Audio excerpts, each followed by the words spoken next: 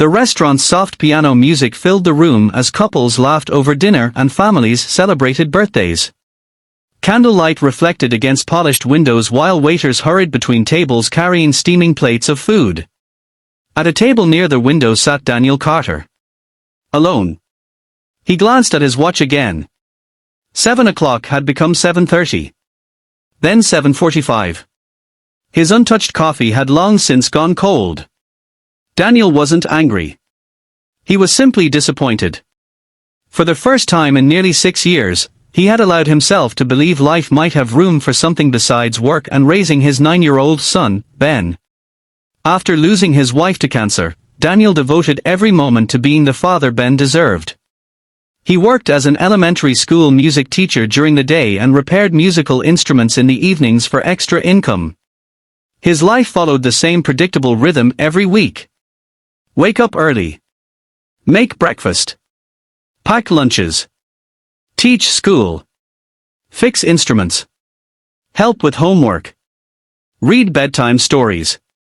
Sleep. Repeat. Dating had never seemed important. Until his younger sister insisted. You don't have to replace anyone, she had told him. You just deserve someone to share tomorrow with. Eventually, Daniel agreed to a blind date arranged through a mutual friend. Her name was Emily Harper. She was a pediatric nurse, widowed 3 years earlier, and raising a 6-year-old daughter named Lily. Their text conversations had been brief but genuine. Neither pretended to be perfect. Neither tried to impress the other.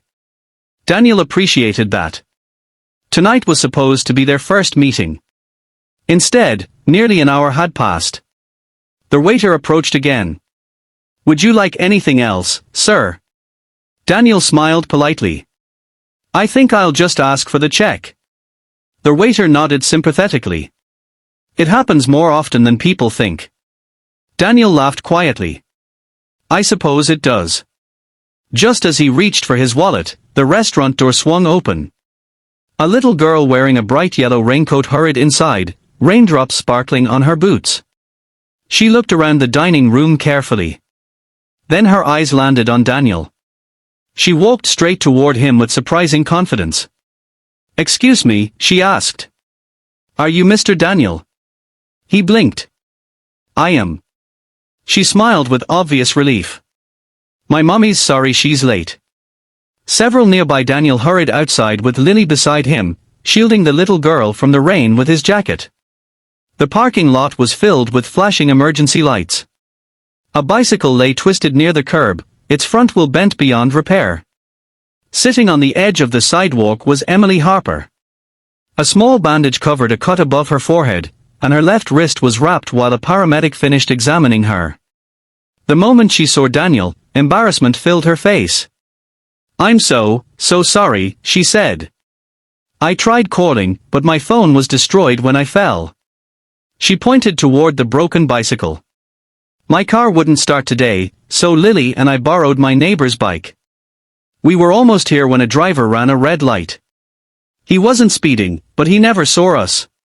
Daniel immediately looked at Lily. Are you hurt? The little girl smiled. I'm okay. Mommy pushed me out of the way. The paramedic nodded. Your daughter was very lucky. Daniel exhaled in relief. Emily looked down.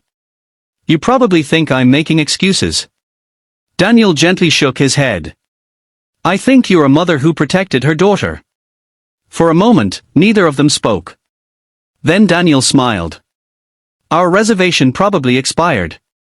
Emily laughed through tears. I think it did. Just then, the restaurant manager stepped outside. He had witnessed everything through the front window. If you're still interested, he said warmly, your table is waiting. The staff had quietly kept it reserved. Inside, several diners smiled as Daniel helped Emily to her chair. The waiter returned. This meal is on the house. Daniel looked surprised. You don't have to do that. The waiter smiled. Tonight reminded all of us what's really important. Lily happily colored on a children's menu while Daniel and Emily finally had the conversation they had hoped for. There were no awkward games. No rehearsed answers. No attempts to appear perfect. Instead, they shared the truth. Daniel spoke about losing his wife after a long battle with cancer. Emily spoke about losing her husband in a construction accident 3 years earlier. They talked about loneliness. About learning to cook meals children would actually eat. About helping with homework after exhausting workdays. About pretending to be stronger than they sometimes felt. For the first time in years, both realized they were talking to someone who truly understood. As dinner ended, Lily yawned. Daniel smiled. I think someone is getting sleepy. Lily looked at him. Can we see you again? Emily immediately looked embarrassed. Lily. But Daniel smiled before she could apologize. I'd like that. Over the next several months, they didn't rush anything. Sometimes they met at the park. Sometimes they shared simple picnics. Sometimes Daniel brought Ben, and the two children spent hours laughing together while their parents talked nearby. The friendship grew naturally. Neither tried to replace the past. Instead, they slowly built something new. One afternoon, Ben asked Daniel a question during a fishing trip. Dad. Yes. You're smiling more lately. Daniel laughed. Am I? Ben nodded. I missed that. Meanwhile, Lily secretly told Emily something similar. I like when Mr. Daniel comes over. Why? Because when he's here. She smiled. You laugh like you used to. A year later, Daniel planned another dinner at the same restaurant. Emily thought they were simply celebrating the anniversary of their first meeting.